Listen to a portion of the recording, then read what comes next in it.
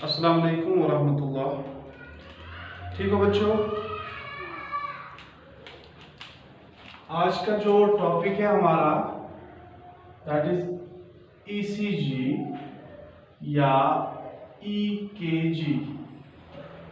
ठीक है, क्या होता है ये ईसीजी?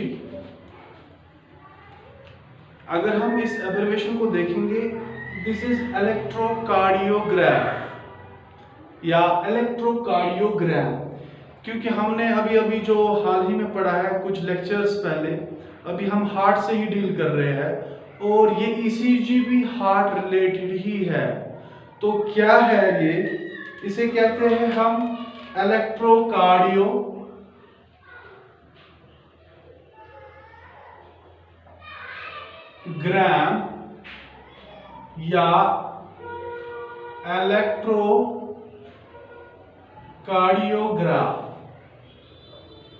ठीक है, ये दो चीजें अलग अलग फिर क्यों है? आपको बोर्ड विजिबल है बेटा? इलेक्ट्रोकार्डियोग्राफ या हम इलेक्ट्रोकार्डियोग्राम, ये दो चीजें क्यों है, दो डेफिनेशन क्यों है? एक्चुअली देखो, ये इलेक्ट्रोकार्डियोग्राम जो है, it is actually the graphical representation, graphical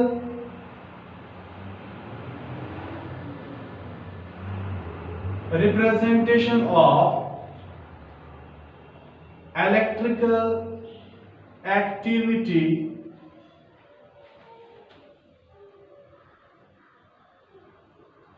in the walls of heart। ठीक है, सो इलेक्ट्रोकार्डियोग्राम क्या है? ग्राफिकल रिप्रेजेंटेशन किसकी? जो भी इलेक्ट्रिकल एक्टिविटी होती है हार्ट के अंदर, तो वो वॉल्स पे कौन सी इलेक्ट्रिकल एक्टिविटी आती है, उसकी ग्राफिकल रिप्रेजेंटेशन। मैं श्योर हूं यहां पे आपने कुछ इस तरीके का पेपर स्ट्रिप देखा होगा, जिसमें आपने कुछ इस तरीके के ग्राफ पैटर्न को देखा होगा। Actually, this is the electrocardiogram. This cardiogram is related with the paper. That is why it is called electrocardiogram. फिर ये electrocardiograph क्या होता है?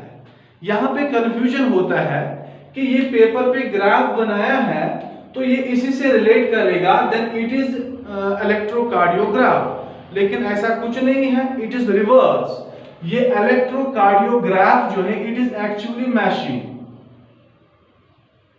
ठीक है, ये मशीन है जो हमें इलेक्ट्रोकार्डियोग्राम की रिप्रेजेंटेशन देता है। ये इंस्ट्रूमेंट है और ये इंस्ट्रूमेंट ये डिस्कवर या डेवलप किया था बाय एंथोवेन,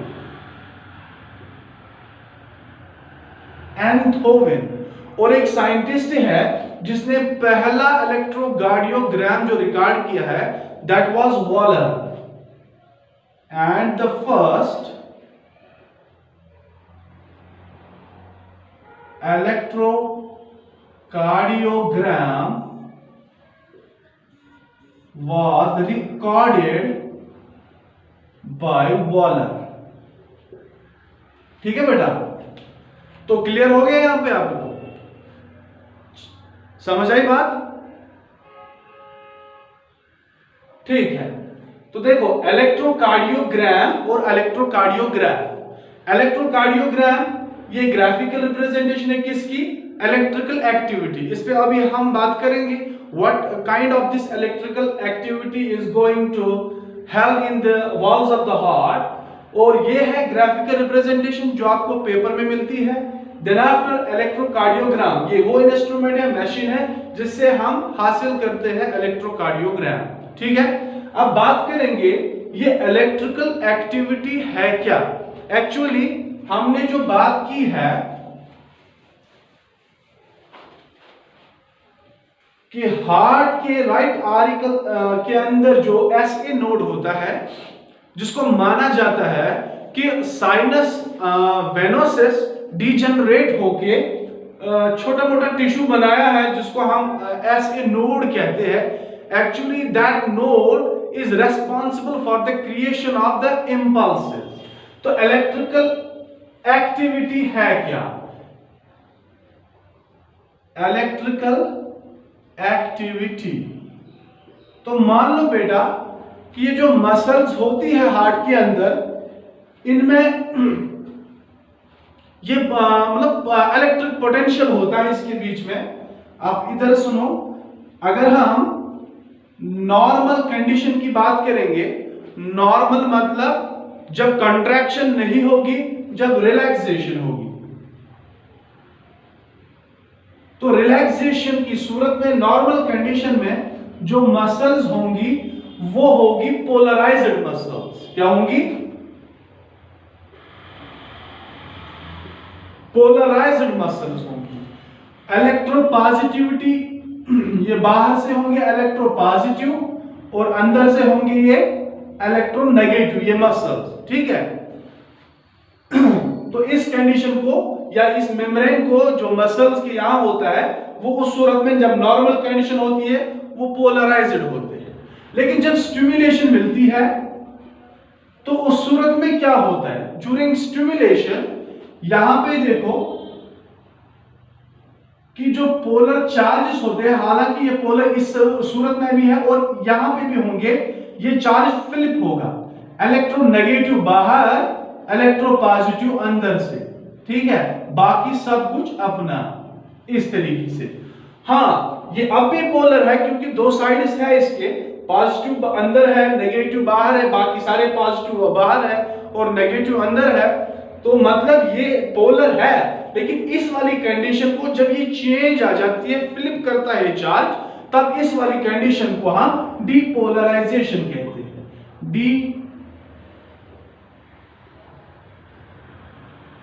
डीपोलराइजेशन। तो ये वो सूरत होती है जब कंट्रैक्शन आ जाती है।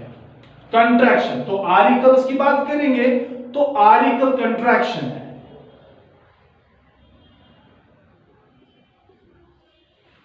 ठीक है, तो कंट्रैक्शन मतलब दूसरी टर्मिनोलॉजी में अगर हम देखेंगे इसको तो सिस्टोल कहते हैं, आर्टिकुलर सिस्टोल।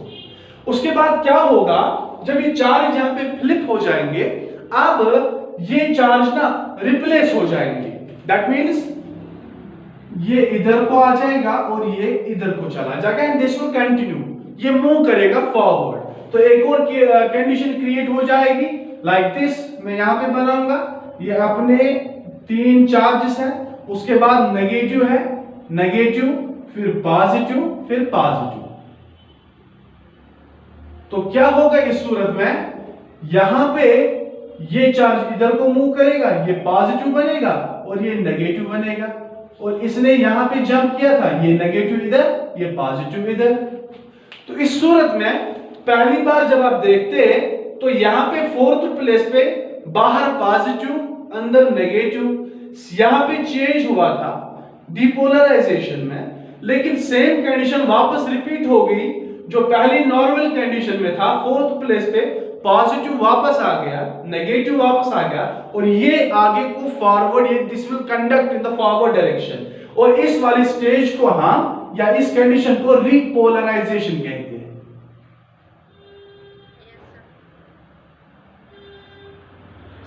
रिपोलराइजेशन।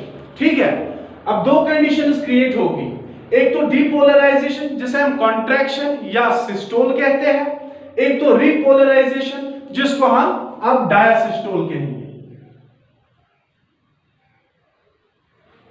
ठीक है बेटा, अब इसकी बुनियाद पे ये जो वेव होती है या ईसीजी होता है, इसकी इंटरप्रिटेशन होती है। यही साइमल्टेनियसली मतलब यही फिर आगे चलता है, जिससे ना वो वेव कंडक्शन होती है, मूव करता है, और यहां पे क्या क्या हो जाएगा, कौन कौन सी चीजें कंसिडर की जाएगी, वो इंटरप्रिटेशन में आ जाएगी। We will discuss the interpretation of this wave. अब देखेंगे इंटरप्रिटेशन में क्या चीजें हो जाएगी।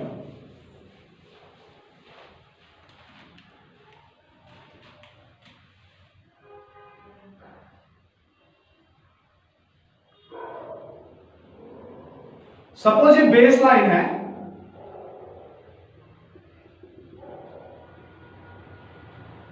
तो ये वेव कुछ इस तरीके से,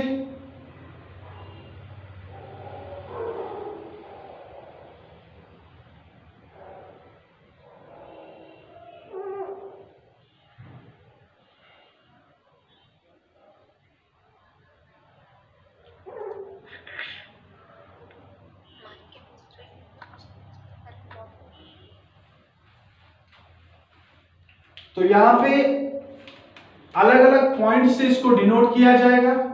एक्सट्रीम पे जब टॉप होगा, this is P Q R S and T, ठीक है। ये P जो है, दिस पॉइंट, ये है क्या, इसको हम P वेव कहते हैं। ये एक्चुअली क्या है, ये कौन सा सिस्टम और क्या चीज ये कंसिडर कराएगा, आपको पता है। जो साइनो आर्टेरियल नोड होता है, SA नोड, ये रेस्पॉन्सिबल होता है इंपल्सेस को जनरेट करने के लिए। तो जब वो इंपल्सेस जनरेट करेगा, ये P वेव जो है एग्जैक्टली ये वही चीज डिनोट करेगा कि सिग्नल जनरेट हो रही है। दैट मींस P यानी कि इंपल्स जनरेट हो रही है, यानी कि P अब कितना हो रहा है, दैट विल डिनोट दिस। अब यहां से यहां तक ये देखेंगे हम, अभी ये क्या डिनोट करेगा। सो P क्या है, स्टिमुलेशन।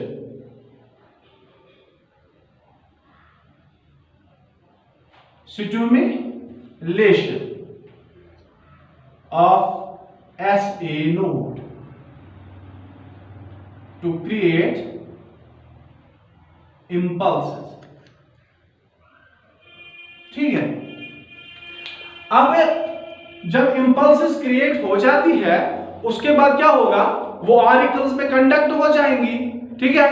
आर्टिकल्स में कंडक्शन, अब वहां पे सिस्टोलिक मूवमेंट हो जाएगी, यानी कि आर्टेरियल सिस्टोल हो जाएगा। आर्टिकल्स कॉन्ट्रैक्ट करेंगे, कितना कॉन्ट्रैक्ट करेंगे, कितने समय तक कॉन्ट्रैक्ट करेंगे, that will represented by P and Q, ठीक है। सो PQ सेगमेंट जो है, ये क्या रिप्रेजेंट करेगा, आर्टिकुलर कॉन्ट्रैक्शन।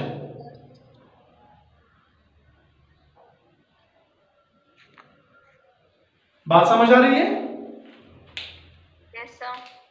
हाँ, तो PQ, खाली P जो है, P वेव किसको डिनोट करेगा, स्टिमुलेशन। किसके स्टिमुलेशन को, ऐसे नोड के स्टिमुलेशन को, ठीक है।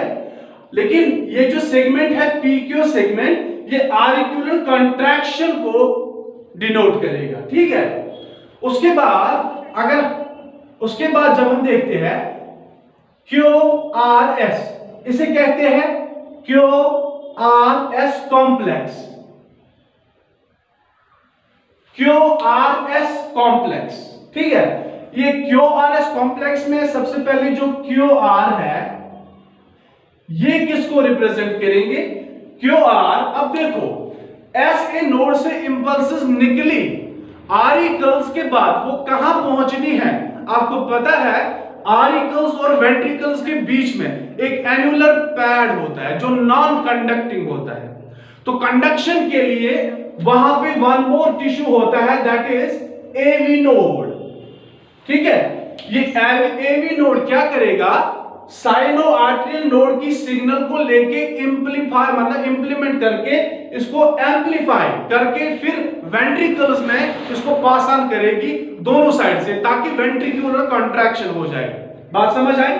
तो यहां पे ये जो QR है, ये किसको डिजिग्नेट करेंगे, किसको डिनोट करेंगे, जो AV नोड इंपल्सेस रिसीव करेगा फिर उनको कंडक्ट करेगा, ठीक है भाई? Yes sir. तो यहां पे ये AV नोड कंडक्शन को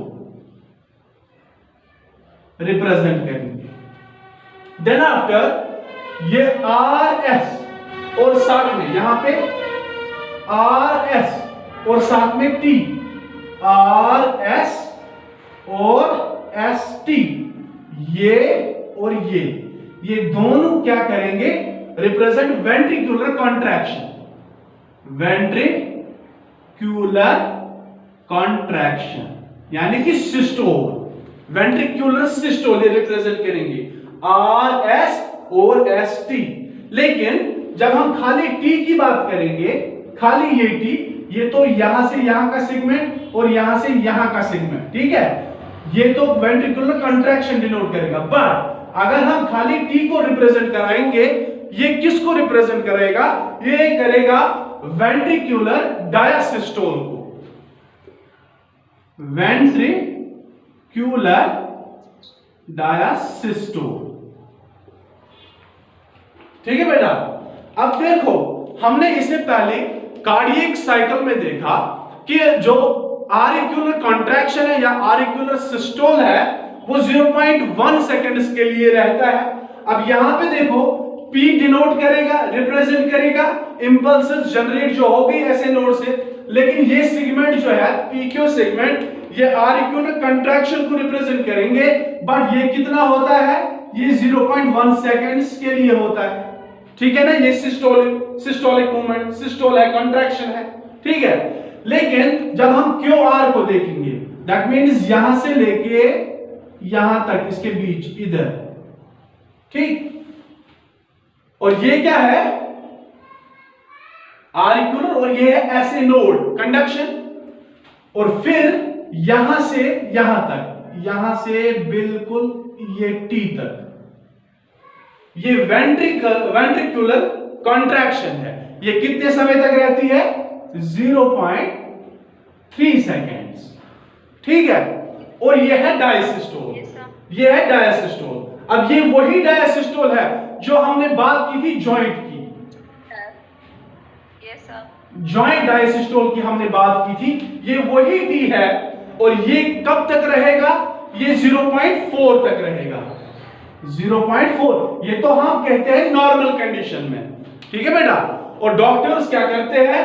ये अब देखो, ये ईसीजी आपको क्या क्या दिखाता है? एक तो ये इंपल्सेस दिखाता है कि ऐसे नोड सही है कि नहीं, इंपल्सेस जनरेट होती है कि नहीं।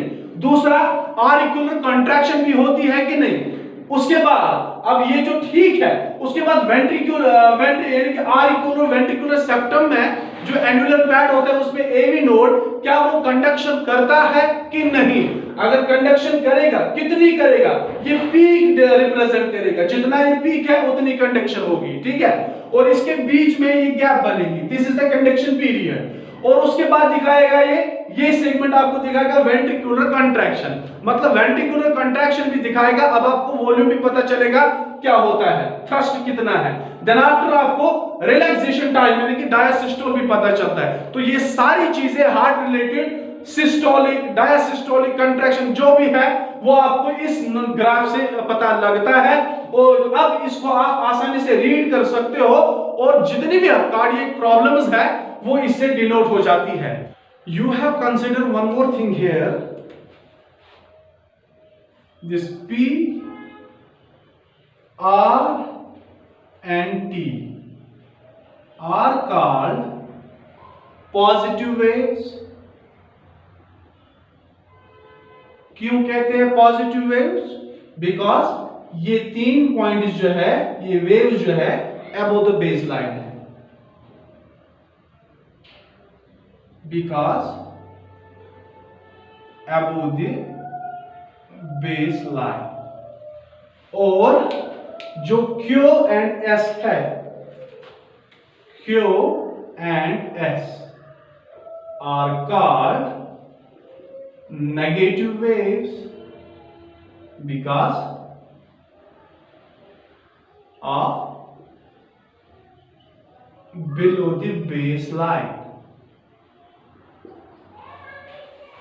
ठीक है। इसके बाद जो हमारा नेक्स्ट सेगमेंट होगा उसमें हम डिस्कस करेंगे ये जो कार्डियक डिसऑर्डर्स है, बीमारियां जो कार्डियक रिलेटेड, हार्ट रिलेटेड है, वो चीजें हम डिस्कस करेंगे। बात समझ आई? इतना जो देखा हमने ये क्लियर हो गया बेटा? इसमें कोई क्वेश्चन तो नहीं है? No sir. ओके बेटा, thank you. Thank you sir. अस्सलाम वालेकुम।